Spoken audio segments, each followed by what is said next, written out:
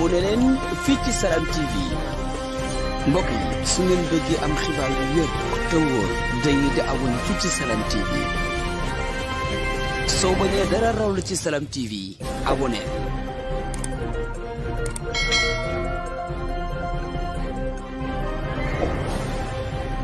Bonsoir, je m'appelle Ahmadou Lamine Samba Thiaw, plus connu sous le nom de Al-Amin, la plume samouraï. Je suis originaire de la région de Thiès, plus précisément à Darou Bousna. Je suis instituteur et directeur d'école dans l'inspection de l'éducation et de la formation de PT.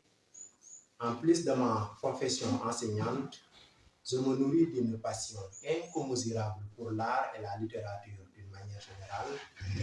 Et à travers ma plume, je berce les âmes, dénonce les maux qui gangrènent la société et s'acquit les mauvaises mœurs. Par ailleurs, je suis panafricaniste, un fervent défenseur des valeurs culturelles négro-africaines à travers la promotion des langues nationales. Dans ce sens, je viens de publier Rotivat et Wagadi Daga aux éditions Seguima. C'est une longue histoire, à la fois passionnante et pleine de sagesse, qui m'a conduit au choix de ce titre. Le premier que j'avais envisagé était Point d'armistice devant l'injustice. Ce titre exprime un dilemme qui a fini par un choix de vie cornélien. Après l'obtention de ma licence en histoire moderne et contemporaine à l'université Cheikh Anta Diop de Dakar, je me vois affecté à Louguéré-Baba, un village au cœur du Djeri, à cheval entre le Ferlo et le Taureau, à 100 km de Linguère et 70 km de Pété, dans une école majoritairement féminine et dont l'espoir de toute une communauté reposait désormais sur mes épaules. Il fallait faire un choix délicat. Ou bien je continue mes études universitaires à travers un projet de mémoire intitulé Après l'indépendance de l'Afrique, qui nécessitait 2 ans de bibliothèque, loin de Dakar et sacrifier les enfants, ou guidé par ma conscience professionnelle, tributaire d'une obligation de résultat et d'une ponctualité pour un candidat au CAP. Finalement, j'ai suivi les recommandations de mon professeur qui me disait il n'y a de métier beaucoup plus noble que celui de l'enseignant. Cette mission, vous le faites pour vous-même, pour votre nation et pour le continent. Comme j'étais nourri dans l'âme panafricaine à travers ces idées révolutionnaires, je commençais à avoir d'autres ambitions et à voir les choses autrement, qui, quoi qu'on puisse dire, portaient atteinte à l'hypocrisie de la société, qui est toujours réfractaire à toute idée de changement, et surtout quand c'est porté par la jeunesse. Entre le marteau Polago et l'enclume serrère, je deviens une sorte de bouc émissaire qu'il fallait à tout prix faire taire. C'est dire que être à la merci et sans merci d'une société qui déteste quelqu'un qui a le courage des idées qui m'a fait poète. C'est pour dire aussi que ma poésie est engagée jusqu'aux dents. L'effervescence politique et ses dérives qui prédestinaient au Sénégal une hécatombe, telle une manne tombée du ciel, me donnait une source intarissable d'inspiration.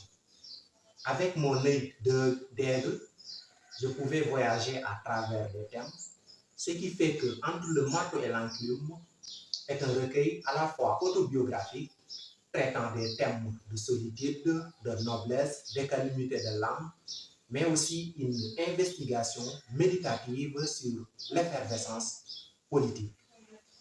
Je traite dans ce recueil des thèmes tels que la démocratie, nouvel ordre mondial, les coups d'État, le COSITO, d'une manière générale, l'ensemble des thèmes qui ont un rapport avec la société. C'est un recueil aussi qui est une sorte de viatique pour tout homme de défi, c'est-à-dire qui vous donne une capacité de rester insoumise aux nombreuses tentations de la vie. Le tout dans une volonté de tambouriner les pneus pour que la vie soit rose, passant par le refus de signer l'armistice devant l'injustice. Les thèmes traités dans ce recueil, je peux donner 3 poèmes, à savoir l'indépendance, comment dirais-je, les martyrs et enfin le nouvel ordre mondial. L'indépendance. L'homme se diffère de l'animal par sa conscience. L'humain se satisfait de raison, la faune par ses sens. Aux jeunes, médite un petit peu pour assimiler la science. S'il te plaît, n'agis pas de fougue avec ignorance. L'égocentrisme et la pleurnicherie de ton enfance n'est pas une logique d'orgueil d'adolescence. Les sommets de l'adulte ont une différence.